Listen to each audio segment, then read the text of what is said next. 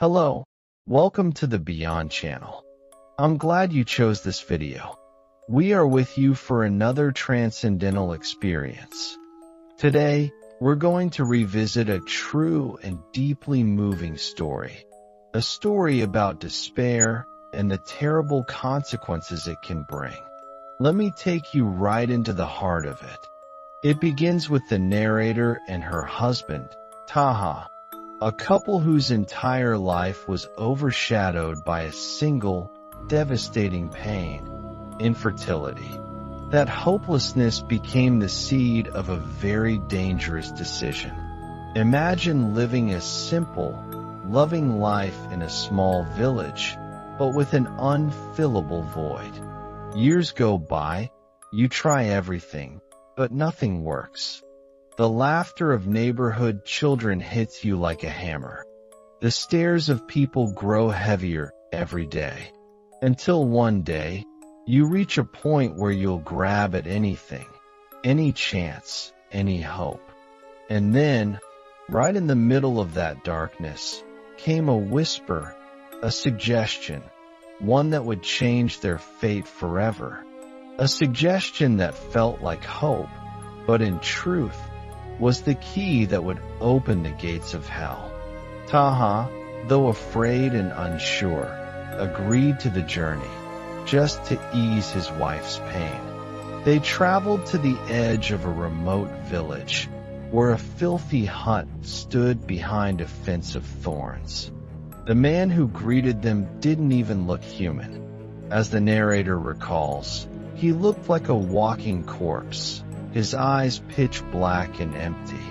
His words were disturbing enough, but the solution he offered was far worse. It wasn't a prayer, not a blessing. It was a deal, a dark, forbidden trade involving something unholy, a wild boar. 1 month after that eerie ritual, the narrator discovered she was pregnant. Overjoyed, they tried to forget the fear. But happiness didn't last long. From the beginning, it carried the signs of a terrifying curse.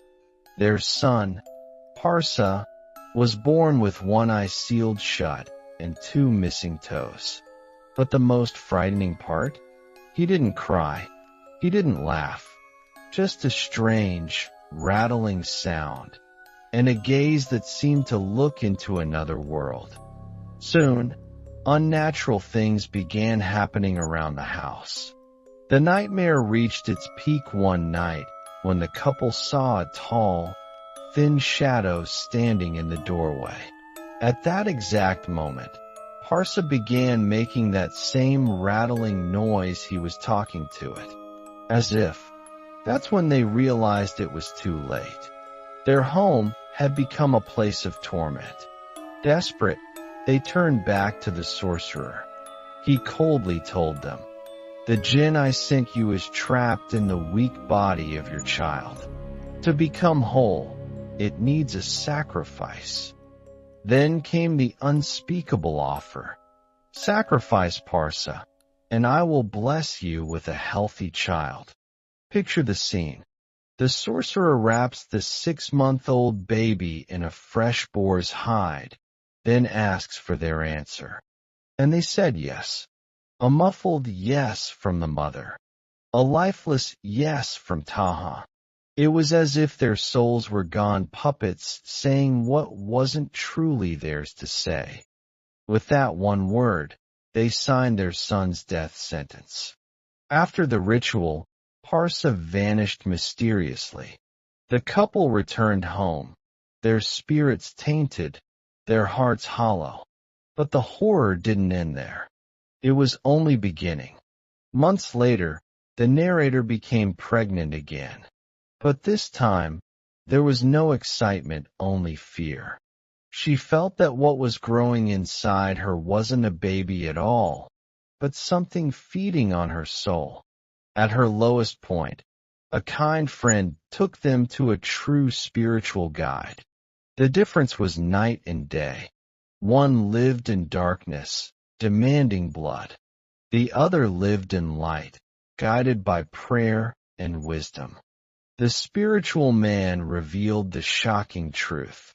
That sorcerer was no ordinary magician, he was a servant of an Ifrit, one of the most powerful and malevolent kinds of jinn.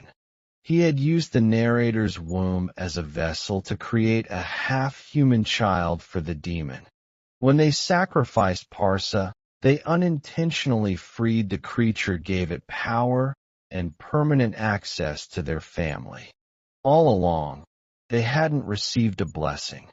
They had been pawns in a demonic game. In the end, the narrator terminated her second pregnancy. The being inside her was grotesque, far from human. That was how the curse was finally broken. But the cost was unbearable. They lost their son. They lost their innocence. And they lost forever the chance to be parents again. Some wounds never heal. The narrator didn't tell this story to frighten us, but to warn us. A warning that ends with one haunting question. Asterisk, when you find yourself in the darkest, most hopeless moment of your life, whose door will you knock on? Thank you for being with us. Please share your comments with us in the comments section. And subscribe to our channel to hear other transcendental experiences.